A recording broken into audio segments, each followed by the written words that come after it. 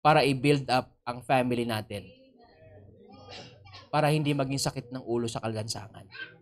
Ako mas gusto ko yung aking mga anak naka-necktie, nakabarong, mukhang mayaman kahit walang pera, na naglilingkod sa Panginoon. Ngayon lang walang pera yan.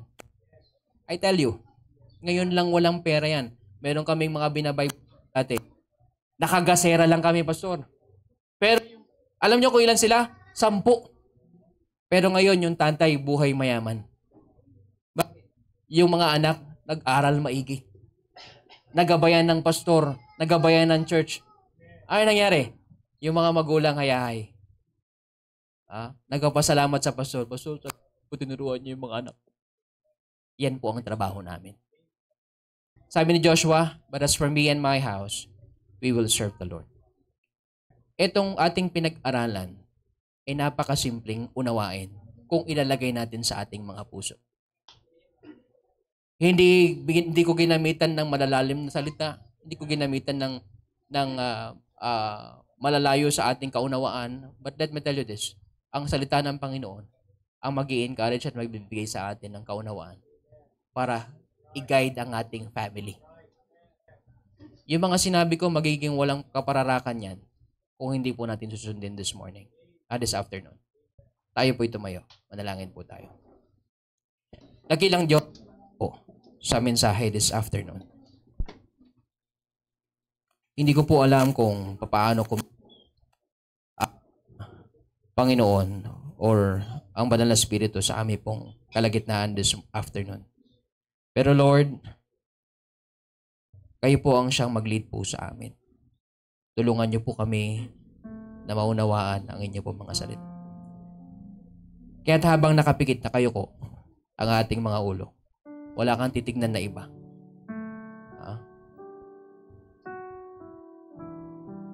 Kayong mga anak, wala kang titignan na iba. You just listen to our message this afternoon. Kayong mga anak, ipinapangako nyo ba na patuloy kayong susunod sa inyong mga magulang? Would you like to raise your hand? Pastor, ako po. Susunod po ako sa magulang ko. Sige, taas mo yung kamay mo. Ikaw. Amen. Yan, nakita ko yan. Amen. Yes. Yes. Nakita ko yan. Ipangako mo sa Panginoon yan. Susunod na ako sa aking mga magulang. Ano sabi ng Bible? Honor the Lord. Honor your mother and father. Ahaba ang buhay natin. Sige, nakita ko yung kamay niya. Sige, pwede mo ibaba. Sa mga magulang naman po, nasa atin po yung challenge this afternoon. Would you like to raise your hand kung sabihin mo, Pastor, ipag-pray niyo po ako. Gusto ko pong i-build up yung aking anak sa simbahan na ito. Would you like to raise your hand? Pastor, ako po. Amen. Mga magulang, nanay, tatay. Amen. Yes po, nakita ko po yan. Tay, nakita ko po yan. I-build up ko ang aking anak sa simbahan na ito. Yes, nakita ko po yung kamay niya. Maraming salamat. Maraming salamat.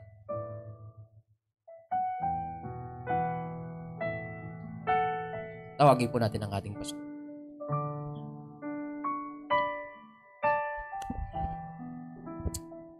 Men, habang tayo po ay nakapikit at nakayoko,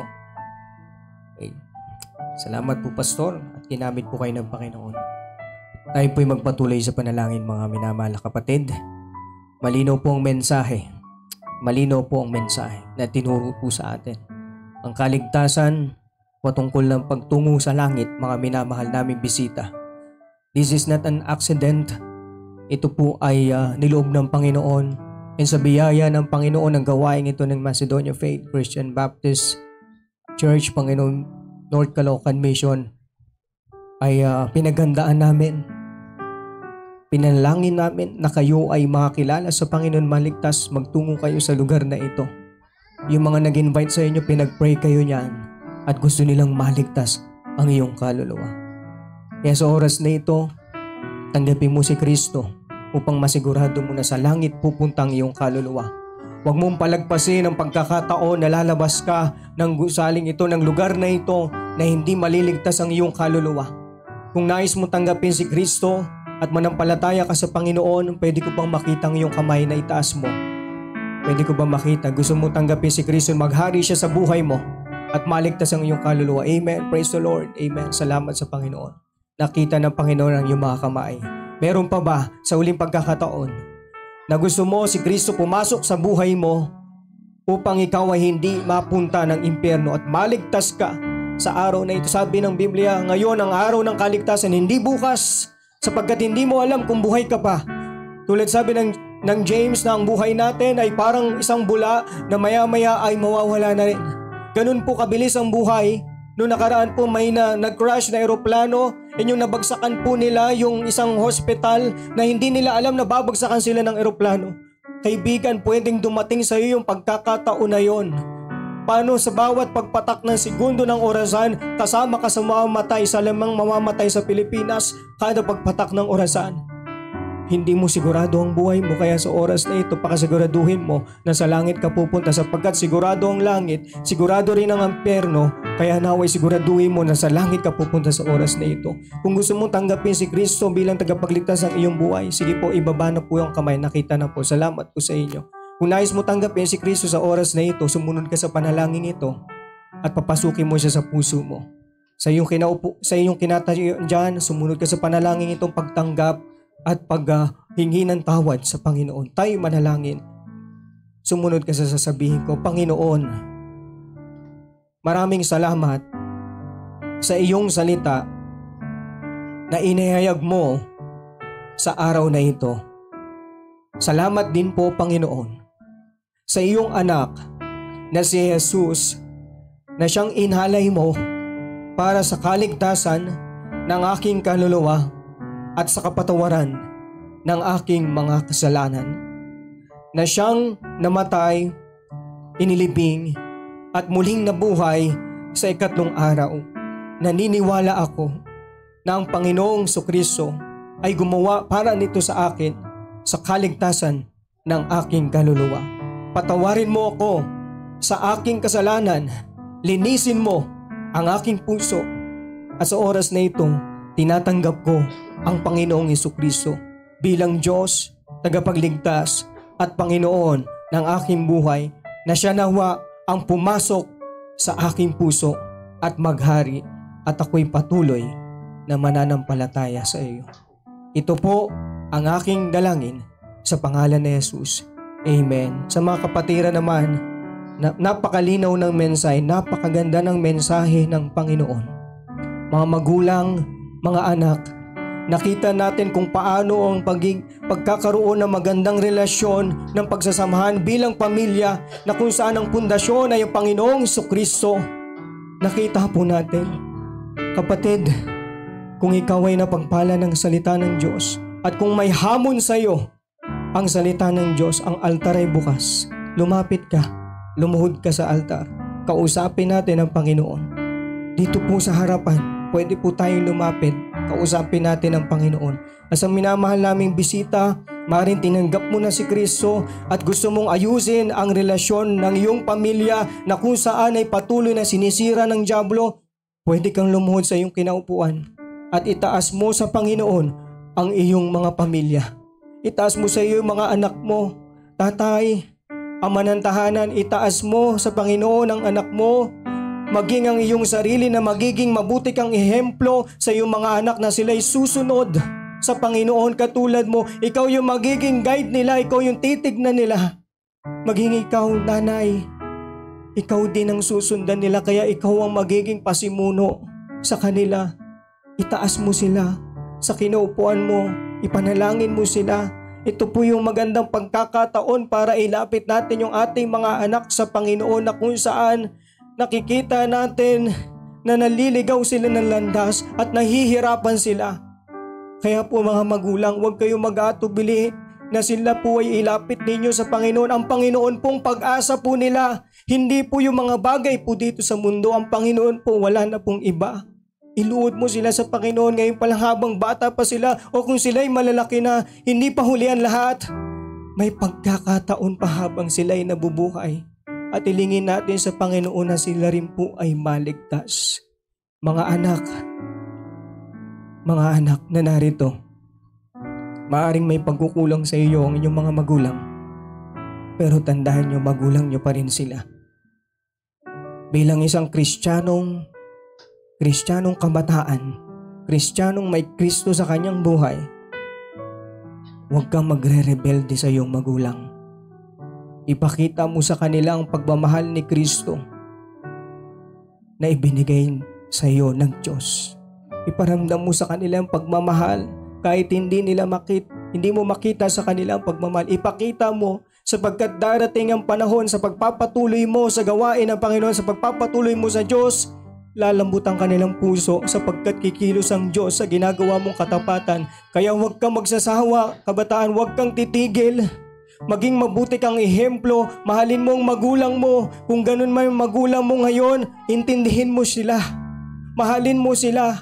Ibahagi mo sa kanila ang kaligtasan. Huwag kang magsasawang manalangin para sa kanila, kabataan. Asamin mo na maligtas ang magulang mo. Opo, ligtas ka ngayon, anak. Pero paano yung magulang mo? Opo, magulang, ligtas ka ngayon, tinanggap mo si Kristo. Pero paano yung anak mo? Tulad sabi na kanina ng mensahe, mas maganda na magkakasama kayo sa gawain ng Panginoon. Tandaan po natin dito sa lupa, maiksi lang ang buhay natin. Pero balang araw magkikita tayo sa langit kung doon tayo lahat pupunta. Kaya ang mahalagang bagay po, kapatid, kaibigan, na meron kayong lahat relasyon sa Panginoong Kristo, na tatanggapin yun ninyo si Kristo. Kung ikaw nandito magulang, akayin mo ang iyong mga anak. Sikapin mo silang madala sa gawain ng Panginoon. Kung ikaw anak nandito, ipanalangin mo ang iyong mga magulang, ayain mo rin sila sa Panginoon upang sila'y maligtas. Sapagkat hindi po biro ang impyerno, kapatid, kaibigan. Hindi po nagbibiro ang dyablo, seryoso ang dyablo na gusto niyang mapunta sa impyerno yung mga mahal natin sa buhay. Kaya tayo po yung gagamitin. Kapatid, kaibigan, ikaw ang magiging ilaw sa kanila. Ikaw ang magiging asin sa kanila. Ikaw ang magliliwanag sa kanila. Dakila naming Diyos na makapangyarihan sa lahat. Kami po ay nagpupuri sa iyo, nagpapasalamat sa kabutihan ninyo. Salamat po sa kapangyarihan ng inyong salita na kumilos sa buhay ng bawat isa sa oras na ito, dakilang Diyos, sa mga minamahal naming bisita narito, sa mga bawat kapatiran na narito, dakilang Diyos. Tunay na kumilos ang kapangyarihan ng banal na Espiritu sa pamagitan ng iyong salita sa buhay ng bawat isa sa amin. Salamat po sa mensaherong ginamit po ninyo. Tunay na buhay ang inyong salita, dakilang Diyos. May mga tumanggap sa iyo, Panginoon, purihin ka, at mayroong nagdidesisyon sa kanilang buhay na sumunod sa kalooban mo at ilagay nila ang kanilang pamilya sa kalooban mo. Salamat po aming Ama, Panginoon, sa pagkilos po ninyo.